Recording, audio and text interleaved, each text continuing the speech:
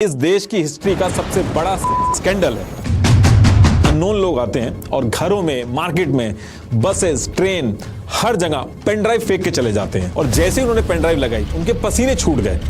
उस pen drive के अंदर कई सारी फुटेज ऐसी थी जहां पे लड़कियां गिड़गिड़ा रही थी, चिल्ला रही थी, उनको छोड़ दिया जाए। लेकिन वीडियो में जो प्रज्वल था वो एक साइकोपैथ की तरह हंस रहा था।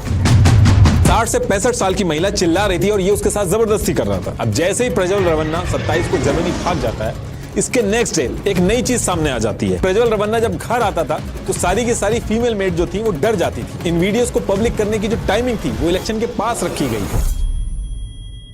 देखिए, तो आज की वीडियो में हम रिएक्ट करने वाले हैं प्रज्वल रवन्ना ने जो स्कैंडल किया है उसके ऊपर। इस टॉपिक पर यूट्यूब पर जितनी भी वीडियोस बनी उन सब में से the most unbiased video Nitish Rajput ने बनाई। तो आज हम उन्हीं की वीडियो पर रिएक्ट करने वाले हैं। नीतीश राजपूत ने इस टॉपिक पर जो वीडियो बनाई है उसमें किसी एक पर्टिकुलर पार्टी को टारगेट नहीं किया गया है, बल्कि शुरू से लेकर आज तक जो हुई है वो फैक्ट्स के साथ इस वीडियो में दिखाई गई है। मुझे रिएक्ट करने के लिए ये वीडियो चूज करने का मेन रीजन यही है कि ये वीडियो ट्रूली अनबायस्ड है, किसी एक पार्टी को टारगेट किया ही नहीं गया है। शुरू से लेकर जो गलतियां हुई हैं जिसकी वजह से ये स्कैंडल ऑपरेट हो पाया, सिर्फ उसी को दिखाया गया है। बाकी इसमें गलती किसकी है ये आप खुद डिसाइड कर सकते हैं। सो ओरिजिनल वीडियो का लिंक डिस्क्रिप्शन में है, आप जाके उन्हें भी सपोर्ट कीजिए। तो चलिए शुरू करते हैं।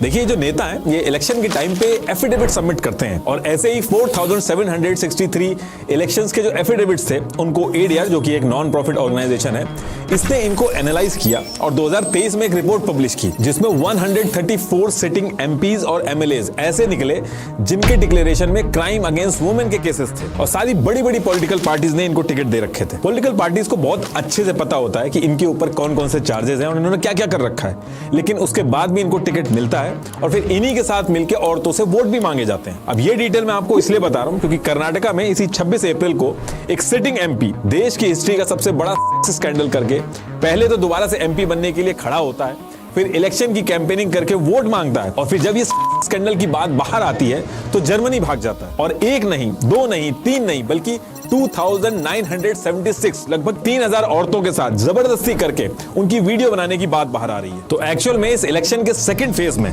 कर्नाटका के अंदर हुआ क्या, वो सारी डिटेल्स आपके सामने रखता हूं। प्रज्वल रवन्ना अब तक का इस देश का सबसे बड़ा scandal. immediate arrest of Prajwal Ravanna we want. has been accused of assault. तो देखिए, ये तो आपको पता ही है कि इलेक्शन के जो फर्स्ट और सेकंड फेज है वो हो गए हैं और बाकी जगह इलेक्शन अभी होने हैं। और कर्नाटका जो है वहां पे 28 कॉन्स्टिट्यूएंसी है जहां पे इलेक्शंस होने हैं।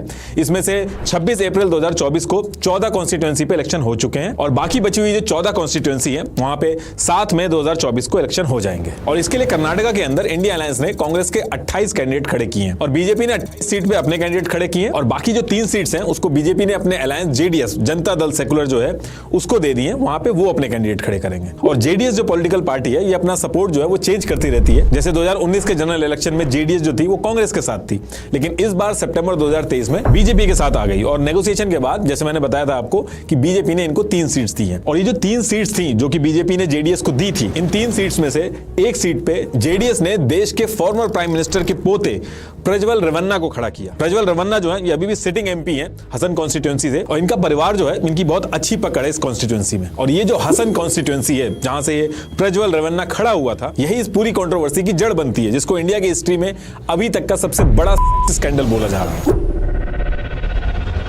तो देखिए, हुआ क्या था कि 26 अप्रैल 2024 को कर्नाटका की 24 सीट पे इलेक्शन होने थे और इलेक्शन होने में सिर्फ 5 दिन बचे हुए थे और चारों तरफ हर एक पार्टी जो थी वो अपनी इलेक्शन की कैंपेनिंग कर रही थी। अब इसके बाद डेट आती है 20 अप्रैल 2024। अब इस दिन होता क्या है कि जो हसन कॉन्स्टिट्यूएंसी थी जहां से प्रज्वल रवन्ना खड़ा था, यहां पे कुछ अननोन लोग आते हैं और घरों में, मार्केट में, बसेस, ट्रेन, हर जगह पेन ड्राइव फेंक के चले जाते हैं। अब शुरू में तो लोग कंफ्यूज थे कि ये पेन ड्राइव में है क्या, क्योंकि हर जगह पे पेन ड्राइव पड़ी हुई मिल रही थी। और फिर इसके कुछ टाइम बाद कुछ लोगों ने पेन ड्राइव को लगा के देखा और जैसे ही उन्होंने पेन ड्राइव लगाई उनके पसीने छूट गए। ऐसे ही बेस्ट रिएक्शन वीडियोस के लिए इस चैनल को सब्सक्राइब कर लीजिए। उस पेन ड्राइव के अंदर 2976 वीडियोस थी जिसमें उनके एरिया के सांसद प्रज्वल रवन्ना जो थे वो खुद उस वीडियो में दिख रहे थे और उस वीडियो के अंदर वो खुद ही उसको शूट कर रहे थे।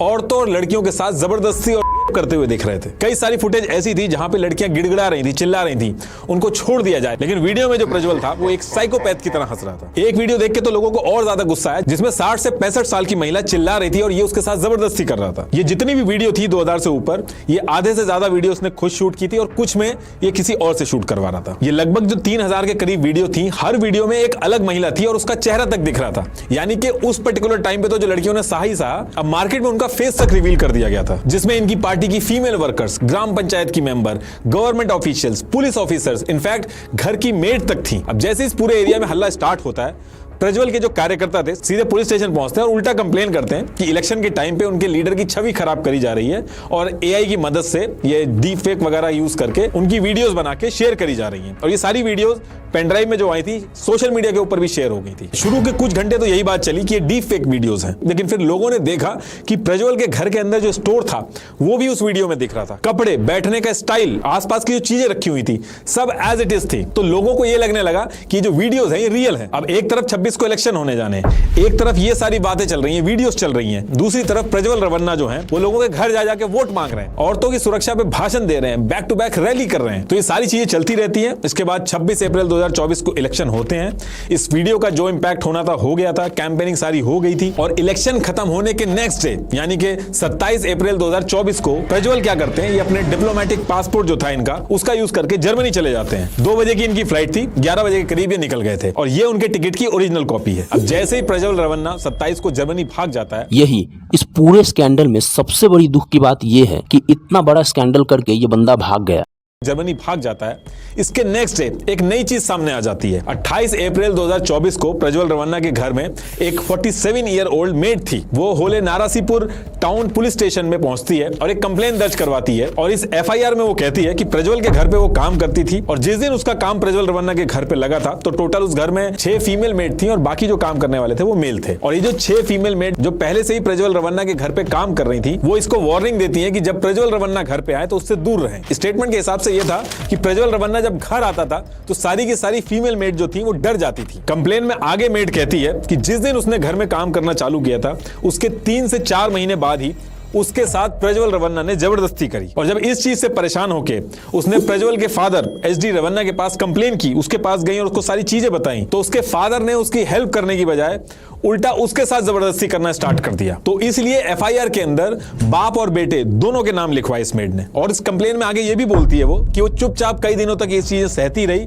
क्योंकि उसको जान का डर था। और एक दिन किसी काम से उसकी बेटी प्रज्वल के घर आई तो प्रज्वल ने उसका भी नंबर लेके वीडियो कॉल करना उसको स्टार्ट कर दिया और यही वो टाइम था जब उसकी लड़की को परेशान करने लगा तो मेड ने वहां पे काम करना छोड़ दिया और जो उसकी लड़की का मोबाइल था उससे ब्लॉक करवा दिया। इस कंप्लेन में पुलिस ने और बाकी लोगों ने यह भी पूछा कि इस समय आप क्यों कंप्लेन करने आई हैं, तो उसने कहा कि जैसे ये वीडियो वाली सारी खबरें सामने आई तो मेरे अंदर भी हिम्मत आ गई और मैं आके कंप्लेन कर दी। और फिर इस कंप्लेन के साथ ही प्रज्वल रवन्ना और उसके फादर के ऊपर under IPC section 354A, 354D, 506, 509 के तहत एफआईआर दर्ज हो जाती है। अब इसके बाद क्या होता है कि सेम वीक में कर्नाटका की वुमेन कमिश्नर चीफ नागालक्ष्मी चौधरी, इनके पास भी ये पेन ड्राइव पहुंचती है। उन्होंने अपने ऑफिशियल स्टेटमेंट में ये कहा है कि मैंने वीडियो देखी है लेकिन पूरी देखने की हिम्मत नहीं जुटा पाई। इस वीडियो को देख के आपका खून खौल उठेगा। इस वीडियो में लड़कियां गिड़गिड़ा रही हैं, अपने आप को बचाने के लिए हाथ जोड़ रही हैं और इसके बाद वो कहती है कि ये इस देश की हिस्ट्री का सबसे बड़ा सेक्स स्कैंडल है। इन वीडियोस में जो लड़कियां थी नागा लक्ष्मी जी के पास, कुछ लड़कियां उनमें से पहुंचती भी हैं, कुछ ने उनको व्हाट्सएप पे भी रीच किया, बिना अपना नाम डिस्क्लोज करे सारी डिटेल्स बताई। I also received a few videos on my WhatsApp. That means the circulation of videos have been made up by the time. And then when I went through all that, then I felt I was very sensitive about those victims who are there in those videos. और ये सारी चीजें सुनने के बाद और सारी detail समझने के बाद इन्होंने कर्नाटका के सीएम और होम मिनिस्टर को एक लेटर लिखा कि इस केस में कार्रवाई होना बहुत ही जरूरी है। और इस लेटर के बाद अलग से एक एसआईटी बनाई जाती है जिसका सिर्फ और सिर्फ यही काम था कि इस पूरे मैटर की जांच करे। ये जो एसआईटी बनाई थी इसमें 18 सीनियर पुलिस ऑफिसर्स को रखा गया, जिसको additional director general of police and chief of CID Vijay Kumar Singh head कर रहे थे। और इनके साथ साथ 2 सीनियर वुमेन आईपीएस ऑफिसर्स भी रखी गई, सुमन और सीमा लतकर जी। ये जो टीम बनाई गई थी इसको 3 पार्ट में डिवाइड करके काम स्टार्ट कर दिया गया था, जिसमें एक टीम का काम था कि जितने भी विक्टिम्स हैं उनके कन्फेशन रिकॉर्ड करेगी, दूसरी टीम का ये काम था कि वीडियो की लैब टेस्टिंग वगैरह कराएगी, आईपी ट्रेस करेगी, और तीसरी टीम जो होगी वो जितने भी आरोपी हैं उनकी जांच करेगी, जो भी विक्टिम्स हैं उनको भी रीच आउट करके सारा मामला जानने की कोशिश करेगी। लेकिन कहानी यहां पे भी खत्म नहीं होती है। इनफैक्ट यहां से एक नई कहानी स्टार्ट हो जाती है, क्योंकि ये जो वीडियोस थी ये पुरानी थी, 4-5 साल साल पुरानी थी, लेकिन इसको संभाल के रखा गया था। एक स्पेसिफिक टाइम पे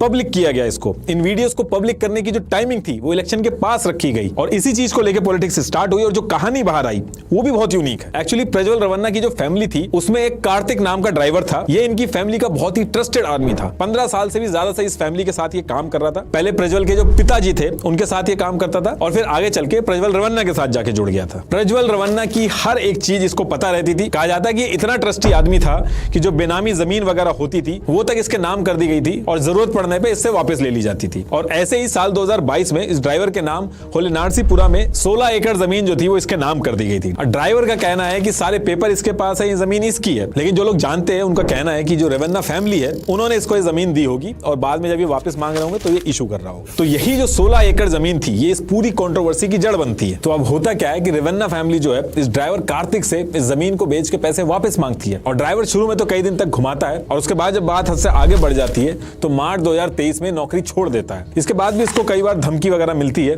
लेकिन ड्राइवर का मन बिल्कुल भी नहीं था इस जमीन को वापस करने का। अब इसके बाद ये ड्राइवर क्या करता है, कोर्ट में जाता है और जाके वहां पे सारे डॉक्यूमेंट्स दिखाता है और केस कर देता है कि ये जमीन इसकी है और इस जमीन को प्रज्वल रवन्ना जो है वो जबरदस्ती छीन रहे हैं, इससे डरा और धमका रहे हैं। इसमें ये चीज भी मेंशन करता है कि इसको और इसकी वाइफ को किडनैप करने की भी कोशिश की गई। ये जो कार्तिक ड्राइवर था, ये प्रज्वल रवन्ना जो था इसके साथ बहुत ज्यादा घूमता था। इसकी एक एक चीज इसको पता थी। प्रज्वल के जो मोबाइल वगैरह थे, जितनी भी डिजिटल चीजें रहती थी, उनका एक्सेस भी कार्तिक ये जो ड्राइवर था उसके पास रहता था। प्रज्वल के मोबाइल में जितनी भी वीडियोस थी इनका कलेक्शन पड़ा हुआ था और ये ड्राइवर क्या करता है, उसके मोबाइल में से सारी वीडियोस 2976 वीडियोस जो थी इनको कॉपी करके एक पेन ड्राइव में अपने पास रख लेता। और ये जो वीडियोस थी इनकी वजह से ज्यादा उसका कॉन्फिडेंस बढ़ गया था कि ये जो 16 एकड़ की जमीन है अगर वो थोड़ा सा भी रजिस्ट करेगा तो उसको मिल जाएगी। जब ये सारी चीजें चल रही थी तो उस पर्टिकुलर टाइम पे जेडीएस जो थी उस टाइम पे कांग्रेस के साथ थी। तो इसने क्या किया, इसने एडवांटेज लेने के लिए बीजेपी के नेता को कॉन्टैक्ट करने का सोचा। कार्तिक जो ड्राइवर था उसको ये लगने लगा कि अगर ये बीजेपी के किसी नेता के साथ मिलेगा या सारी डिटेल्स बताएगा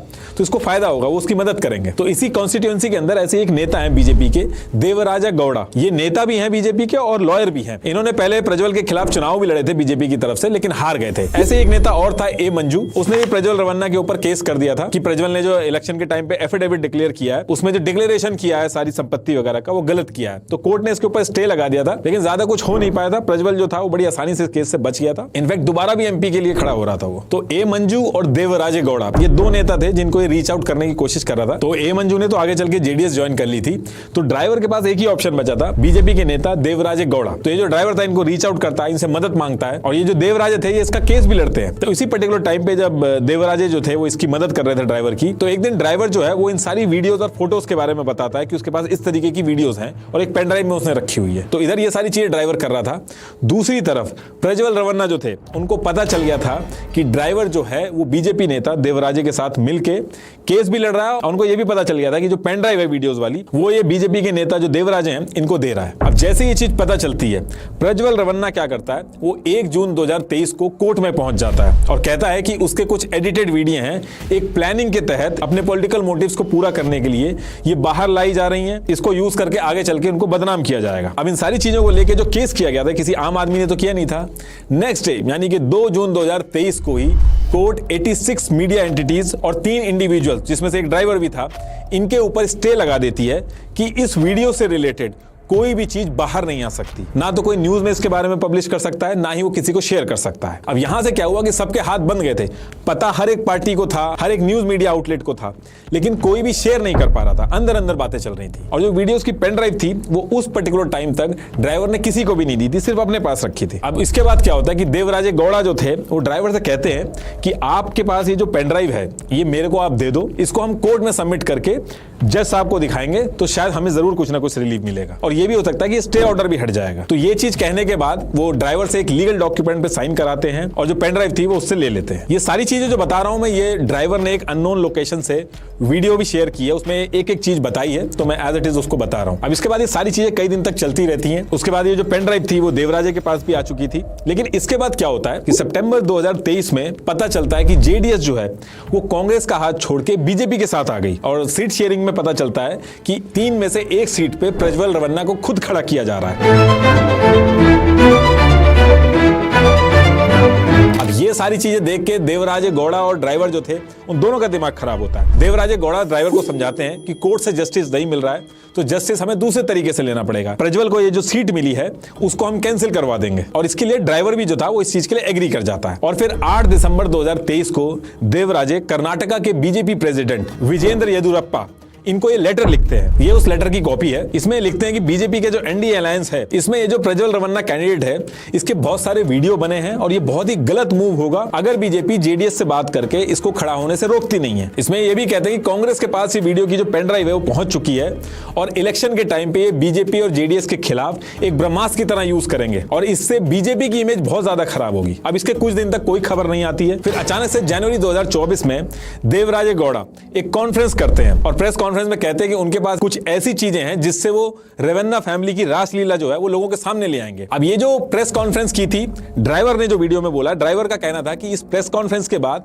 उन्होंने इसका फोन उठाना बंद कर दिया और ड्राइवर उससे खुश भी नहीं था। तो इस इंसिडेंट के बाद फिर चुनाव की डेट आती है। फिर 5 दिन पहले ही अननोन लोग आके पेन ड्राइव वगैरह फेंक देते हैं। अब जब ये सारी चीजें फैल जाती हैं, इलेक्शन हो जाता है, तो सबसे पहले ड्राइवर पे बात आती है कि इसी ने लीक की होगी क्योंकि इसी के पास थी। लेकिन ड्राइवर साफ मना कर देता है। उसने कहा कि मैंने ये जो पेन ड्राइव है सिर्फ देवराज गौड़ा जो है उसको दी थी, वो भी कोर्ट में जमा करने के लिए दी थी, इसके अलावा मैंने किसी को भी नहीं दी थी। और जब देवराजे गौड़ा से पूछा जाता तो वो कहते हैं कि इस पेन ड्राइव के लीक होने से सबसे ज्यादा नुकसान मेरा है क्योंकि मेरी पार्टी को नुकसान हुआ है, तो मैं जो हूं वो सबसे लास्ट पर्सन हूंगा इस पेन ड्राइव को लीक करने के लिए। और उन्होंने कहा ऐसा नहीं है कि सिर्फ और सिर्फ मेरे पास ही है ये पेन ड्राइव।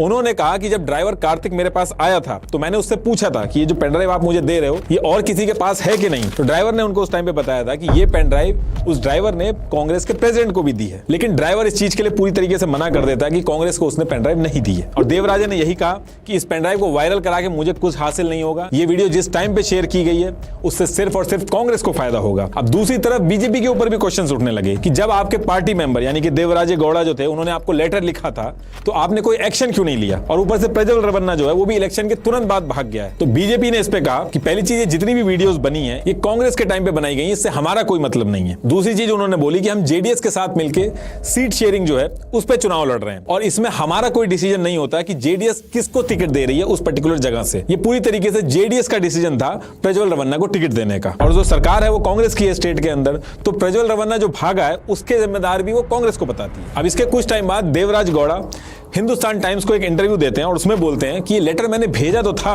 बीजेपी के प्रेसिडेंट को लेकिन उनको मिला नहीं था और ना ही उधर से कोई जवाब आया था। ईमेल किया था उन्होंने तो वो ईमेल बाउंस बैक हो गया था और व्हाट्सएप भी किया था उन्होंने, लेकिन उनका कहना था कि शायद बीजेपी के जो प्रेसिडेंट है उनको मिला ही नहीं होगा। हमारा बीजेपी का नेता कौन कौन है वो सब मैं हाईकमांड पूरा लेटर लिख के भेजा, ये हमारा लेटर वो नहीं पढ़ा, वो लेटर भी नहीं देखा, रिस्पॉन्स भी नहीं आएगा। और दूसरी तरफ कांग्रेस कह रही थी कि बीजेपी को बहुत अच्छी तरीके से पता था प्रज्वल के वीडियोस और पेन ड्राइव के बारे में, और उसके बाद भी बीजेपी ने उसको टिकट दिए जाने से रोका नहीं बल्कि उसको वोट देने के लिए प्रमोट किया। और जेडीएस ने तो सारा का सारा इल्जाम उठा के कांग्रेस के ऊपर लगा दिया। उन्होंने सबसे पहले तो प्रज्वल रवन्ना जो है उसको अपनी पार्टी से हटा दिया। दूसरी चीज जेडीएस ने बोली कि कांग्रेस के deputy chief minister DK Shivakumar ने ये सारी की सारी वीडियोस लीक कराई और वो इसलिए लीक कराई है क्योंकि 2 से 3 सीट पे बहुत क्लोज कंपटीशन था, तो उसको जीतने के लिए ये सारी चीजें की गई हैं। अभी करंट सिचुएशन ये है कि प्रज्वल ने ट्वीट किया कि वो भागा नहीं है, जरूरी काम से बाहर गया और वो वापस आ जाएगा। उसके लॉयर ने भी इस चीज पे रिप्लाई किया है। लेकिन इस पूरे पॉलिटिकल ड्रामा में सबसे ज्यादा जो नुकसान हुआ उन लड़कियों का हुआ। उन्होंने जो झेला उस टाइम पे वो तो झेला ही झेला, उसी के साथ साथ इलेक्शन से कुछ ही दिन पहले अपने पॉलिटिकल मोटिव को पूरा करने के लिए इन सारी लड़कियों के चेहरे बाहर आ गए। तो इस पूरी पॉलिटिक्स की जो सबसे बड़ी शिकार और जिनका सबसे ज्यादा नुकसान हुआ है वो ये लड़कियां हैं। बाकी अभी प्रज्वल रवन्ना वापस आएंगे, ये केस चलेगा, केस में टाइम लगेगा और इन केस अगर वो जीत जाते हैं तो ये भी एक पॉसिबिलिटी हो सकती है कि वो उसी कॉन्स्टिट्यूएंसी से एमपी बने, क्योंकि जब तक केस चलेगा तब तक गिल्टी नहीं माना जाता और जब तक गिल्टी नहीं है वो तब तक वो एमपी की पोजीशन संभाल सकते हैं। तो एक्चुअल में आगे होगा क्या ये तो टाइम के साथ पता चलेगा। Thank you. ये चीज आपने नोटिस की, इस वीडियो में ये दिखाया गया है कि एक्चुअली में हुआ क्या था। नीतीश भाई ने सीधा सारा इल्जाम उठा के मोदी पे नहीं डाल दिया, उन्होंने ये बताया है कि किस पार्टी का क्या रोल रहा है इस पूरे स्कैंडल में। वरना कुछ लोग ऐसे भी हैं जो सारा इल्जाम उठा के मोदी जी पे डाल देते हैं। इन जैसे लोगों द्वारा ये प्रोपेगेंडा फैलाया जा रहा है कि मोदी ऐसे ही स्कैंडल करने वाले लोगों को सपोर्ट करते हैं वगैरह वगैरह। अब शायद उन लोगों को यकीन आ जाएगा जो ये सवाल उठाते हैं कि इन जैसे लोगों को गाली देने के बजाय इनकी वीडियो में गलतियां ढूंढ के बताओ। लेकिन लास्ट में मैं भी यही कहूंगा कि इस पूरे स्कैंडल में सबसे ज्यादा नुकसान इन लड़कियों का ही हुआ है। लास्ट में मैं आपको एक और बार याद दिला दूं, इस चैनल को सब्सक्राइब करके जाइएगा। धन्यवाद।